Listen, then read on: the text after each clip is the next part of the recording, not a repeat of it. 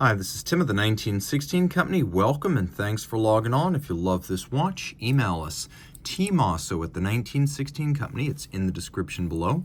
Your purchase and pricing email question line for buying this or any of our watches. Reach out to us directly for pricing, tmosso at the 1916company.com. Today, we're discussing a watch from a kinder and gentler era of Jaeger-LeCoultre. This is the Master Moon, launched in the 1990s and continued through the early 2000s. It was the continuation of a long-running series of calendar watches, wristwatches that is, that had been on the market from LeCoultre and later Jaeger-LeCoultre since at least the 1930s.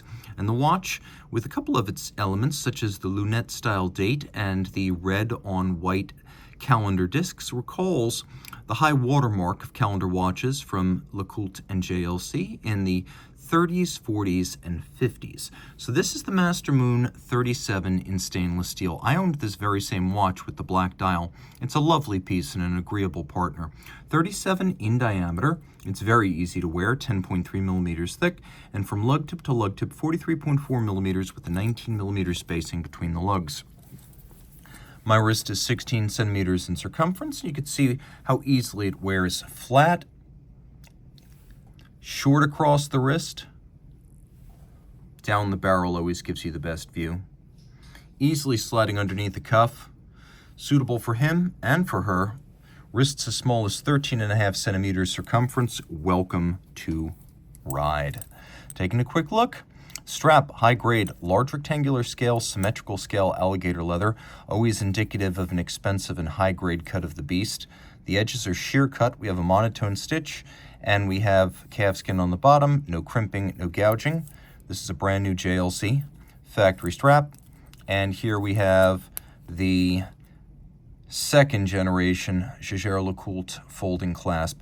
You know it's the first generation when it doesn't have this little media blasted channel down the center. Security against accidentally dropping your watch. Today, on a lot of watches, such as this, JLC will include a pin buckle to save money. Here, no corners were cut. The case is beautiful and simple. There's a very soft bevel on the edge of the lugs, which are thin when viewed from head-on, but fairly sheer when viewed in profile.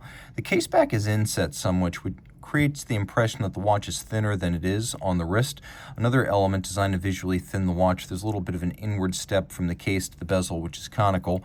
We have pusher adjusters for all the complications, and you can see that the adjusters are higher than the center line of the crown, so it's easy to see this is a modular complication. The watch does feature a hacking or stop seconds function. And then the dial. Silver, you can see with a lovely little silver textured lunette hand. We have the combination of the lacquer red and then a sort of silver encrusting that gives that hand an unusual texture.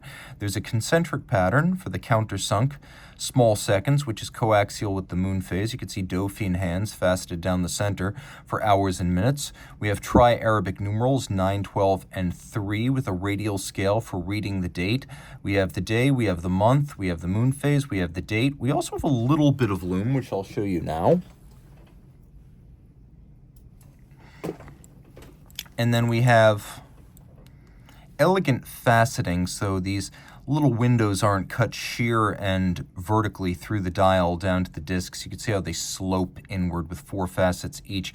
And then we have these lovely faceted dart-style hour indices. A handsome watch, triple calendar with a moon phase with a lunette-style date, beautiful and romantic. Flipping it all over, you can see that no costs were cut on the back either. JLC not doing things the easy way back in the 90s. So the watch is 50 meters water resistant, which is actually quite a bit more than a standard dress watch. Those tend to be 20 to 30. And then the movement's based on the 889. That's actually the 891-2448, which is the name of the whole assembly with the base and the module attached. You can see that it is a 6-position adjusted movement, not 5, not unlabeled or unadjusted, but 6 positions, giving deviation no place to hide. Remember, a chronometer must be 5, but this is 6. So there's not some crown up or crown down position where the watch runs wildly off. You can also see that the mass here, 22 carats, not 21, not 18, and definitely not tungsten. The densest gold used on rotors. Nice to see it here. Master 1000 hours control. You can see the signature. meaning that this watch went through a test of over 40 days as a fully assembled watch tested for chronometry, durability, winding efficiency, power reserve, water resistance. Launched in 1992, it was one of the first in-house standards that went beyond the bare COSC chronometer tests. 36 pivot jewels, automatic winding with bidirectional action, and you know it's bidirectional because it's got JLC's little jeweled reversing rocker right there. And 40 to 42 hour power reserve, 4 hertz beat rate, triple calendar with the module. And of course, one more time, just so you don't forget, we do have a hacking or stop seconds function. We have a Triovis micrometric adjustment system, and these movements did feature an element of hand finishing. Right up until the mid-2000s, JLC movements, as a rule, always included a little bit of hand finishing. We've got circular stripes, we have sunburst on the rotor, genuine fire-blued screws, and bevels that are mostly mechanical but neatly applied, with polished pegs used for locating the bridges and engine turning on the base plate.